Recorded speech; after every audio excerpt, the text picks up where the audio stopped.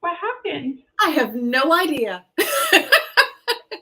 We lost our intro. It's Tuesday and we have any technical issues. It must be time for Step in the Story. It must be. Oh my goodness.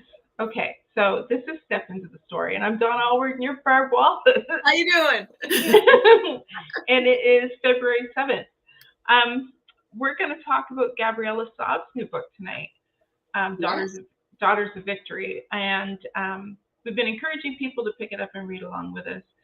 And so if you have and you're watching, I hope you join in the comments and conversation.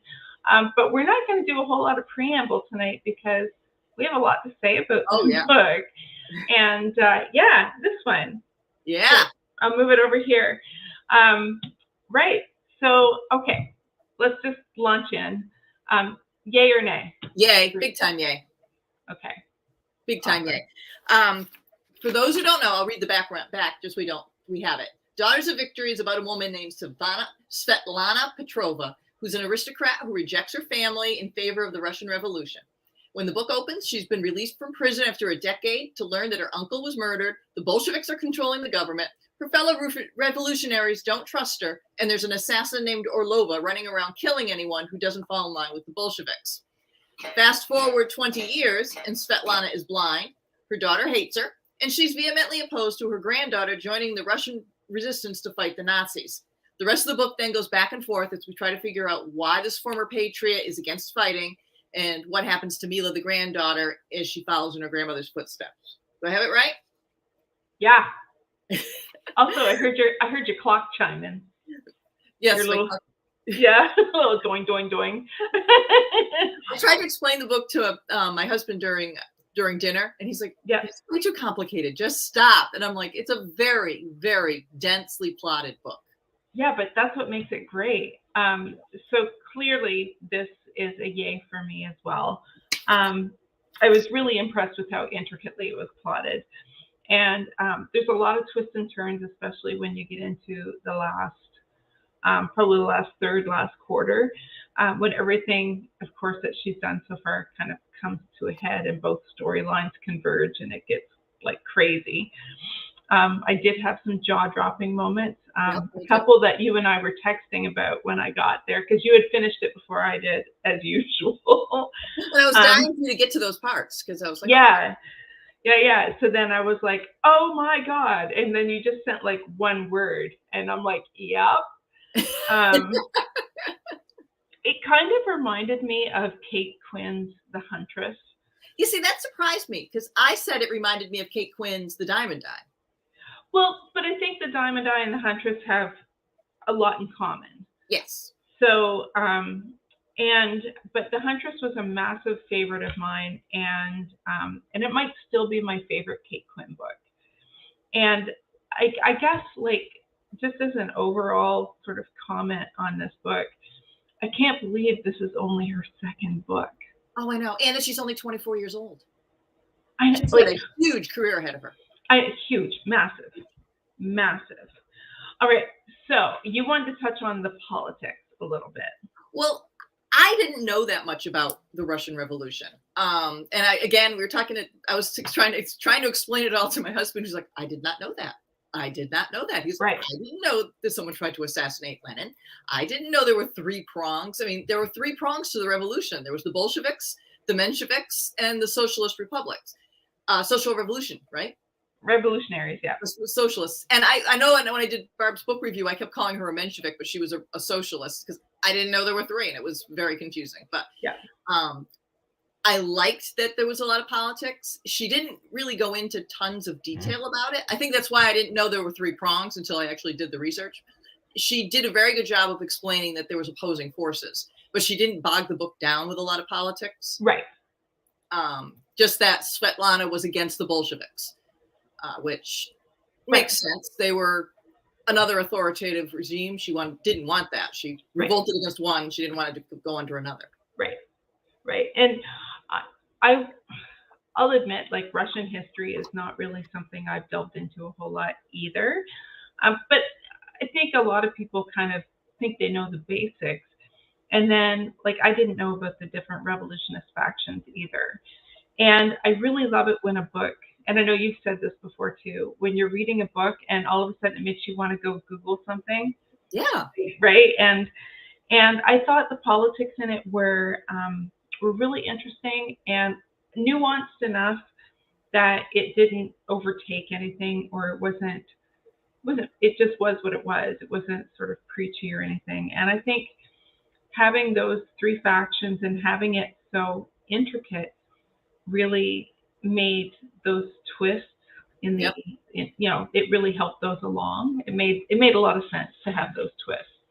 It did. And it made So I was going to say the hardest part for me were all the Russian names. yeah. And because Russians call each other different names too. Right. And so there was a lot of that. And I actually, about halfway through, I was like, thank God this isn't me. I would be spelling these names wrong.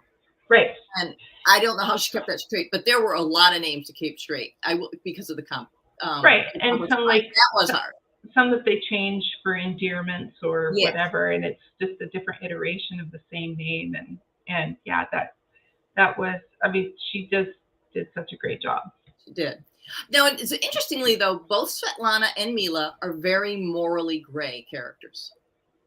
I thought more Svetlana than Mila, possibly because Mila's fighting Nazis, and it's very hard to find anybody fighting Nazis to be morally gray. I mean, so, right. But I thought Svetlana was. And I'm just curious, what was your opinion of that? Yeah, I'd agree with you. The enemy was very clear with Mila. And so, yeah, so it's when you're, and she was innocent. Like when you look at Svetlana, she had left her family, been a socialist revolutionary. She'd had this pretty dysfunctional relationship with the guy that was leading things. It was like her uncle's second hand, really. And then she was in prison for 10 years, and prison was not kind. So by the time the story starts and she comes out, she's already pretty hardened, and she's already done some really like wow things. Whereas Mila is a young girl who's sent to stay with her grandmother, and so she hasn't had all of those experiences to make her maybe a little bit more morally gray. Now, granted, very idealistic in her fighting right, for the cause, but very willing to do what it took for the cause. And right. So I think there's a little moral grayness there in sort of some of her methods and the fact that she kind of enjoyed it. But at the same time, I would say Svetlana was definitely more of a morally gray character. But I think it can work because like life isn't black and white either. And I think as long as the author does a good job in motivating that well, you can still root for morally gray characters, because if you understand why they're doing the things that they're doing and they're maybe doing it for the right reasons, then you can sort of get tugged along with them. Well, so here's the thing. I didn't necessarily root for Svetlana for a lot of the book because she was so morally gray. But then I realized at the end of the book, when I was getting weepy, we weren't supposed to, because that was right. part of what she had to learn. Yeah. And she learned from what she did, and she learned how, things happened, and there were consequences for her for being so obsessively committed to the Russian cause.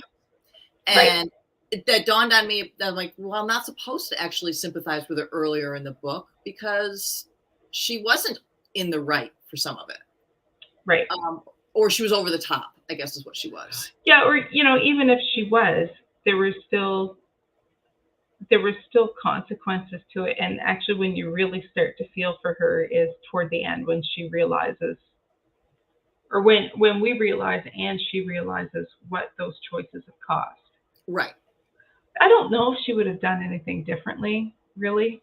I don't think she would have, and I think she didn't think she would have either. But that doesn't mean there's not a cost, right? And like an emotional cost. And she did have a come to Jesus moment It may not have been, like, oh my God, I was wrong. I need to be on the side of right. But she did have a come to Jesus moment where she was like, okay, I have to own what I did. Right. And, yeah. So it's kind of a good time to point out that this was rather gritty and graphic, and that she didn't really pull many punches with her descriptions of wartime or what happened when they were fighting against the Bolsheviks. And so, I'm going to ask you on the Goldilocks scale. Okay.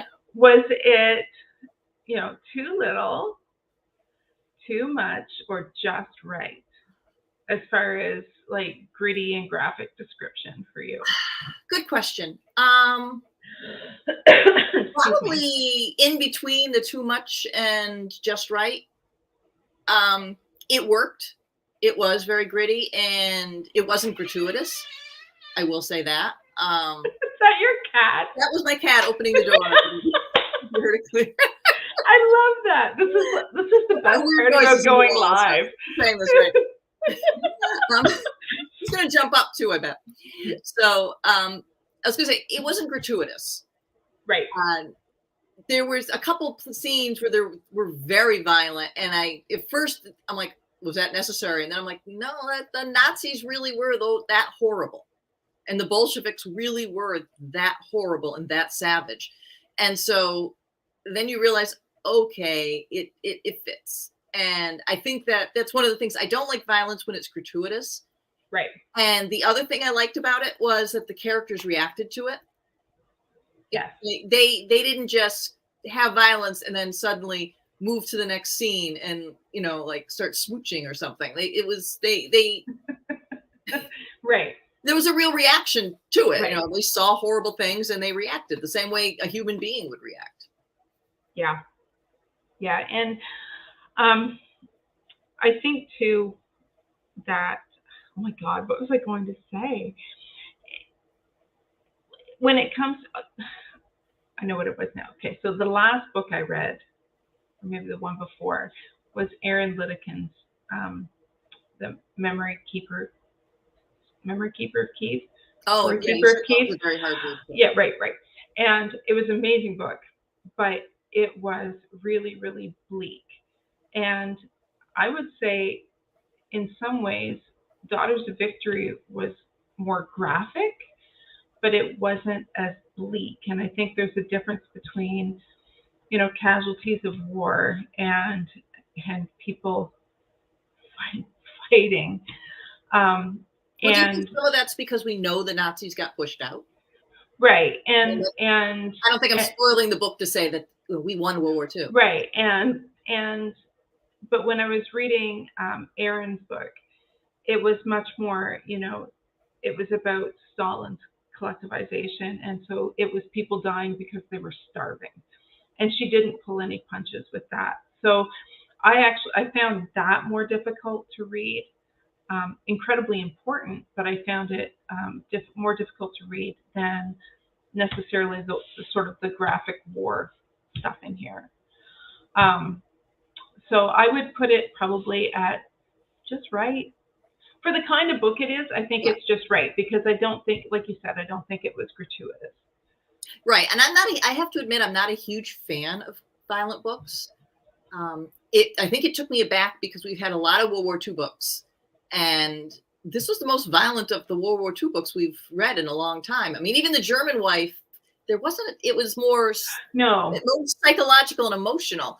There wasn't a lot of actual violence. And again, in Secret Society of Salzburg, there wasn't either. I mean, there was some because people were beaten up, but there was like nonstop. But no, I think we'd have to go back to Kate Quint, to The Diamond Eye. Because her heroine was a sniper. And I think didn't feel as violent as this one for some reason. Maybe because she was a soldier. And maybe. And she wasn't, no, I can't say she wasn't as obsessed with killing as this person. Let's face it though, snipers shoot from a distance. This felt very personal. This was very up close. A lot of it was killing up close. Right. And so I think that makes a difference as well. So anyway, I thought it was just right, though. I didn't find it unpalatable. I was fine with it. So Yeah, no, I would say the only thing I would say is if you're someone who gets a little squeamish about violence, know that going in that, I mean, it's not, and when we say violent, it's not blood and gore. She doesn't get into graphic descriptions. It's just that violence happens. a lot. Yeah, like war. I mean, so. Yeah, and it's very matter of fact. Like if something happens, like, okay, now we got to go dig a hole and bury this guy, and it's like, holy moly, then we're gonna come back in and eat some borscht. You know what I left thinking about is that Russian women were, between that and Kate Quinn's books, it's like Russian women just got stuff done. They, it was like, okay, I'm got to do this now. Got to go kill Nazis now. Got to go kill Bolsheviks. I mean, it was just, they put a lot on their shoulders and just did it. Yep. They were a tough people. Yep. I was telling someone, though, that now that I've read two really heavy sort of reads, really intense reads, I feel like I need to go back and grab an AJ Pierce. Oh. The one just to do a little joyful palate cleanser for something a little different. So, I'm going to do that too. Yeah, I think I'm going to do that. And then because we have some great books coming up too. So what was it that made the book work for you? Good question. Some of it was the language. Yep. As a writer, this kind of gave me some imposter syndrome, but then every book I read gives me imposter syndrome. So, but you're not trying to write the same kind of book. And I was very impressed by her voice. And the grittiness of her voice. And I've got The Last Checkmate on my reading pile. I'll be interested to read that one. I suspect that one's going to be equally heavy and emotional because it's about Auschwitz. But I think what worked for me was all the consequences. Like sometimes you read these books and you don't see the fallout from what they did. And your hero goes in or heroine goes in and they rescue someone or they kill the bad guy or whatever. And you don't see the fallout. And in here, every single thing they did rippled out, and it affected the whole book. So like something she did at the very beginning was still having an effect 3/4 of the way through. And I think what made it work was that she didn't apologize again for the morally gray stuff, but they did pay for having some morally gray, questionable activities. She didn't paint them to be heroes. She painted them as human beings that when you do something happens back. Every action has a reaction. Right. And that's what made it work for me. I think too, one of the things that I felt sorry for Svetlana was she had given up everything to participate in the revolution. And then it didn't matter how much she did or that her uncle had been in charge of it. Yep. Or of their little cell. It didn't matter. She was always seen as an aristocrat. And so she constantly had to prove herself. And there were always people who didn't trust her or didn't respect her because that was where she came from. And that's hard because, when you walked away from everything, like what more do I need to do? And her family wrote her off. It was very obvious that they completely wrote her off. And it's like, oh, sorry, so sad you left. So right. I know one of the things you did say was that it felt like she sort of like Gabriella just sort of picked you up and plunked you down in the middle of Russia. I thought the research was amazing. I mean, it's the way she wove it in. She didn't info dump. I mean, like I said before, there's a lot of stuff she had to explain, and there was no info dumping. No. None. It was superbly researched and written. Yeah, I agree. I think too, for me, it was, when I look at it, there's not one thing I think that really stands out as to why it worked for me, which means, it was the characters and it was the plot and the action and the historical backdrop and the pacing and she left some things, we talked about this, she left some things a little bit ambiguous so that that it's coming, like there's a twist coming, but you don't necessarily know what it is. And honestly, I spent probably half to 2/3 of the book thinking I knew what twist was coming, and I was completely wrong. But then when another twist came, like my jaw just dropped. And so, Yeah, she had me fooled for a lot of them. I had a suspicion about one, yeah, and I turned out to be right, but she turned that one on its head too, because then there was another twist yeah, to that story that I went. yeah. So the big one that, and I It's don't so want hard to to spoil. do. You talk about twists without spoiling the book, but there's a Yeah, lot of but there was one that I thought, this doesn't sound right. I wonder if she's gonna do this, and she kept leaving it just that little bit, and then you get to a certain point where you're like, okay, this is not the twist. But like the fact that I kept trying to figure out how this was gonna go, and even until I got to the last 50 pages, I still didn't know how it was gonna end. I didn't see how it was all gonna fit together, and I think that shows both really great execution on the part of the author and also really great editing. Like whoever her editor is, like I think that's also because it's a team thing. It is, true. you know, editors help with that kind of thing, and I think it just shows really strong writing and editing both for that story to come out as dare I say flawless. It was or very, pretty close to flawless. It was pretty good, and the ending fit. It was not the ending was not what I expected, but it fit, and it was satisfying. Yeah, and I'm like, kind of went like more gonna happen. I know, but then I'm like, no, but that's exactly how it should work. So yeah. There were a few choices there. I was like, oh, really? But yeah, for the most part, okay. So bottom line, we both really liked Daughters of Victory. We did. We're both giving it 5 stars. We are. We both think people should go out and buy the book. We do. If you haven't read it, go out and read it. I think she's going to have a huge career. I think that we're going to start seeing like big, thick hardcover books from her soon. And you're looking at like another Kate Quinn. Yeah, she's incredibly talented, and she has so much time. She's so young, but she could be my daughter. I don't want to. I know. I have a daughter. So we've got children her age. Stop that. Yeah. I know, but you know, it's just kudos to her. Like I just, it's a great book. I really didn't know what to expect, and I knew it was a sophomore book, and I went in and then I was just kind of blown away. So. And you and I both know from all the writing we've done, the sophomore book is one of the hardest books to write. Yep. Second book syndrome is very real because you get lucky with your first one because sometimes it takes years to perfect that one. Or you have lots of time and lots of input, and then it finally goes out. And then with the second one, it's like, well, I've done it once, so then you don't necessarily get all the glimpses in. You don't get the 5 or 6 years that it took you to polish it. You get 12 months. Yeah, and then and sometimes you can still nail it, but other times, I mean, yeah, you know the story with me when I wrote single titles, and my second book was my worst revisions I've ever had. Incidentally, turned out to be one of my favorite books because my editor was so great. My second book, it was rejected. I had to go back and do a different one.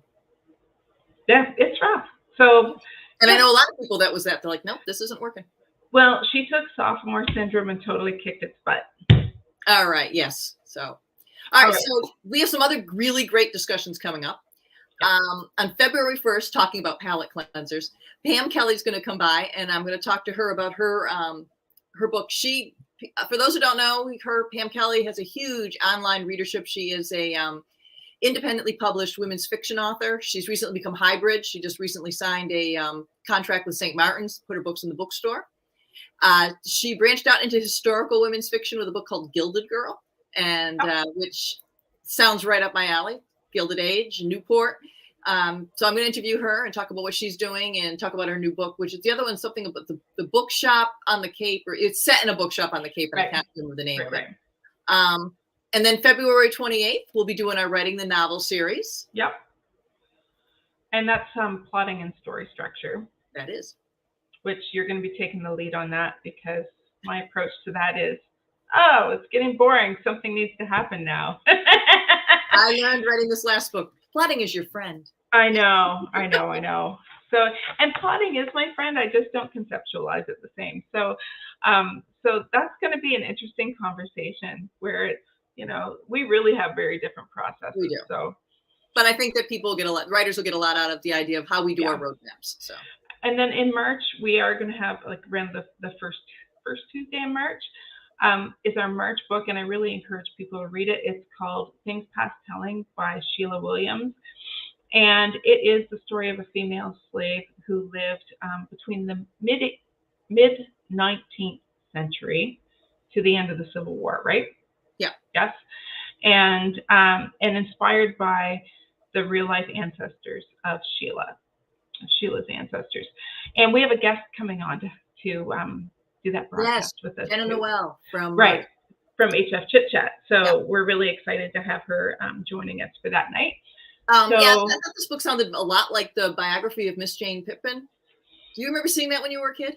No. Oh, it was so good. And Cicely Tyson did it.